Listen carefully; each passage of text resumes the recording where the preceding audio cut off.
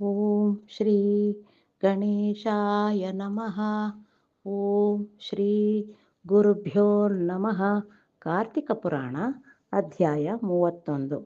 ಕಾರ್ತಿಕ ಪುರಾಣದಿಂದ ಉಂಟಾಗುವ ಫಲಗಳು. ವಸಿಷ್ಠ ಮುನಿಗಳು ಜನಕ ಮಹಾರಾಜನಿಗೆ ಇಡೀ ಕಾರ್ತಿಕ ಮಾಸದ ವ್ರತ ಪುರಾಣದ ಬಗ್ಗೆ ಸಂಪೂರ್ಣ ವಿವರಣೆ ನೀಡಿದರು.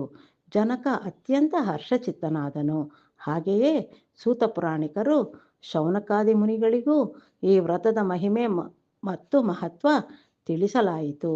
ಕಾರ್ತಿಕ ಮಾಸದಲ್ಲಿ ವಿಷ್ಣುವಿನ ಮಹಿಮೆ ಅಪಾರ. ಶೌನಕಾದಿ ಮುನಿಗಳು ಸೂತ ಪುರಾಣಿಕರನ್ನು ಕುರಿತು ಈ ಪ್ರಶ್ನೆಗಳನ್ನು ಕೇಳಿದರು. ಸೂತ ಮುನಿಗಳೇ, ಕಲಿಯುಗ ಎಂದರೆ ಪಾಪಿಗಳ ತಾಣ. ಇಲ್ಲಿ ಮನುಷ್ಯರು ದುಷ್ಟರು, ದುರಾಚಾರಿಗಳು, ಕಾಮಿಗಳು ಅಧಿಕ ಸಂಖ್ಯೆಯಲ್ಲಿ ಇರುತ್ತಾರೆ.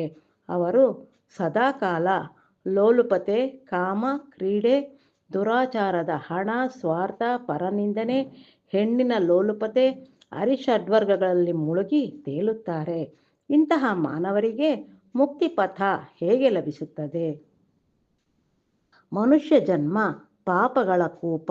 ನನಗೆ ಇಂತಹ ವ್ಯಕ್ತಿಗಳಿಗೆ ಮೋಕ್ಷದ ಹಾದಿ ಯಾವುದು ಎಂದು ಭಾಸವಾಗುತ್ತದೆ. ಮುಕ್ತಿ ಎನ್ನುವುದು ಸುಲಭದ ಪಥ ಅಲ್ಲ. ದಯವಿಟ್ಟು ನನಗೆ ತಿಳಿಸಿ ಹೇಳಿ. ನಿಮ್ಮ ಉಪದೇಶ ಸಕಲ ಮಾನವ ಕೋಟಿಗೂ ಅನುಕೂಲ. ಸೂತ ಪುರಾಣಿಕರು ಶೌನಕಾದಿ ಮುನಿಗಳು ಕೇಳಿದ ಪ್ರಶ್ನೆಗಳಿಗೆ ಉತ್ತರ ನೀಡಲು ಉಪಕ್ರಮಿಸಿದರು. ಶೌನಕಾದಿ ಮುನಿಗಳೇ, ನೀವು ಕುತೂಹಲದಿಂದ ಕೇಳಿದ ಪ್ರಶ್ನೆಗಳು ಇಡೀ ಮಾನವ ಕುಲಕ್ಕೆ ಸಹಕಾರಿ ಎನ್ನುವ ಮಾತು ಸತ್ಯ. ನಾವು ನೀಡುವ ಉತ್ತರ ಮನುಷ್ಯನ ಪಾಲಿಗೆ ವರ. ಕಲಿಯುಗ ಎನ್ನುವುದು ಬಹಳ ಕಷ್ಟ. ಇಲ್ಲಿ ಆಕರ್ಷಣೆಗಳು ಬಹಳ. ಮನುಷ್ಯ ಬಹಳ ಬೇಗ ತಪ್ಪು ದಾರಿಗೆ ಹರಿದಾಡಿ ಬಿಡುತ್ತಾನೆ. ಸಜ್ಜನರ ಸಹವಾಸ ಮಾಡಿ ಆ ವ್ಯಕ್ತಿಗಳ ಜೊತೆ ಪುಣ್ಯಕ್ಷೇತ್ರಗಳಿಗೆ ತೀರ್ಥಯಾತ್ರೆ ಮಾಡುವುದು ಸರಿ. ನೀವು ಮಾಡಿದ ಪಾಪಗಳಿಂದ ಮುಕ್ತಿ. ಸಜ್ಜನರ ಮಾತು ಆಲಿಸಿ ಕೇಳಿ ಅನುಸರಿಸಿದರೆ ಸಾಕು.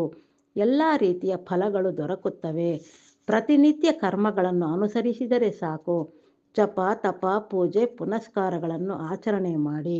ಅಂತಹ ವ್ಯಕ್ತಿಗಳಿಗೆ ಯಾಗ, ಹೋಮ, ಹವನಗಳನ್ನು ಮಾಡಿದ ಸಂತೃಪ್ತಿ, ಪುಣ್ಯ ಲಭಿಸುತ್ತದೆ. ಶ್ರೀಹರಿಗೆ ಎಲ್ಲ ಕಾಲದಲ್ಲಿ ಕಾರ್ತಿಕ ಮಾಸ ಎಂದರೆ ಬಹಳ ಇಷ್ಟ, ಪ್ರಿಯ. ಕಾರ್ತಿಕ ಮಾಸದ ಪುರಾಣದ ಶ್ರವಣ, ಪೂಜೆ, ಪುನಸ್ಕಾರಗಳನ್ನು ಮಾಡಿ.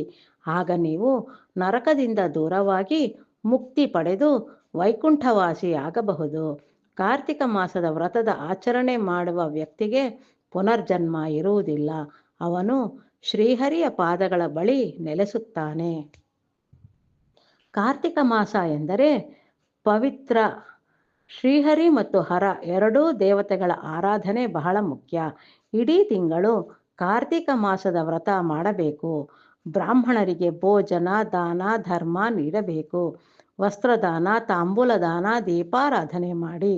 ದೀಪಗಳನ್ನು ದಾನ ಮಾಡುವುದರಿಂದ ಮಾಡಿದ ಪಾಪಗಳು ನಶಿಸಿ ಹೋಗುತ್ತವೆ. ಶಿವ ಮತ್ತು ನಾರಾಯಣನ ಸಂಕೀರ್ತನೆಯಲ್ಲಿ ತೊಡಗಬೇಕು.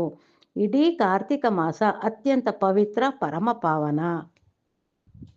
ಕಾರ್ತಿಕ ವ್ರತದ ಬಗ್ಗೆ ಅರಿವು ಮಾಡುವ ಶಕ್ತಿ ಇರುವ ವ್ಯಕ್ತಿಗಳು ವ್ರತ ಆಚರಣೆ ಮಾಡದಿದ್ದರೆ ಪಾಪಗಳು ಆವರಿಸಿಕೊಳ್ಳುತ್ತವೆ. ಕಾರ್ತಿಕ ಮಾಸದಲ್ಲಿ ತಿಂಗಳು ಪೂರ್ತಿ ದೀಪಗಳನ್ನು ಆರದಂತೆ ನೋಡಿಕೊಂಡರೆ ಸಾಕು. ಇಡೀ ಬದುಕಿಗೆ ಬೇಕಾದಷ್ಟು ಪುಣ್ಯ ಲಭಿಸುತ್ತದೆ. ಅಂತಹ ಭಕ್ತರಿಗೆ ಇಹ ಪರ ಲೋಕದಲ್ಲಿ ಮೋಕ್ಷ, ಮುಕ್ತಿ ಖಚಿತ. ಕಾರ್ತಿಕ ಮಾಸದಲ್ಲಿ ಶಕ್ತಿ ಇರುವ ಭಕ್ತನು ಭೂದಾನ, ಗೋದಾನ, ಸುವರ್ಣದಾನ ಮಾಡಬೇಕು. ಕಾರ್ತಿಕ ಮಾಸದಲ್ಲಿ ಗೃಹ ಪ್ರವೇಶ, ಕನ್ಯಾದಾನ, ಹಸು ಕರುದಾನ ಮಾಡಿದರೆ ಅತ್ಯಂತ ಪುಣ್ಯ ಲಭಿಸುತ್ತದೆ. ಕಾರ್ತಿಕ ಮಾಸದ ಮಹಿಮೆ ಅರಿತು ಬಾಳುವುದರಿಂದ ನಿಮಗೆ ಪುಣ್ಯ ಖಂಡಿತ. ಭಕ್ತರು ಈ ವಿಷಯವನ್ನು ಪ್ರಚಾರ ಮಾಡಿ ಕಾರ್ತಿಕ ಮಾಸದ ಪುರಾಣ ಪುಣ್ಯ ಕಥೆಗಳನ್ನು ಆಚರಿಸಿ ಶ್ರವಣ ಪಠಣ ಮಾಡುವಂತೆ ಮಾಡಿ. ನಿಮ್ಮ ಬದುಕು ಧನ್ಯ. ಭಗವಂತನ ಕೃಪೆಗೆ ಪಾತ್ರರಾಗಿ. ಭಕ್ತನ ಪಾಲಿಗೆ ಕಾರ್ತಿಕ ಮಾಸ ವರ. ಅವನು ತನ್ನ ಜನ್ಮ ಸಾರ್ಥಕಪಡಿಸಿಕೊಳ್ಳಬಹುದು ಎಂಬಲ್ಲಿಗೆ ಕಾರ್ತಿಕ ಪುರಾಣವು ಸಂಪೂರ್ಣವಾಯಿತು.